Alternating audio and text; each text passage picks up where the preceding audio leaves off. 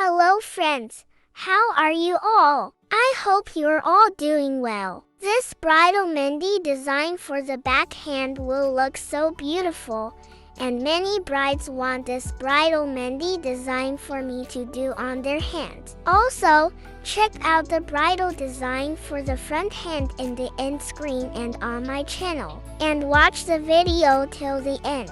It will help this video reach at least 1,000 views. Don't forget to subscribe to my channel if you're new here, and like this video and share it with your friends and family members.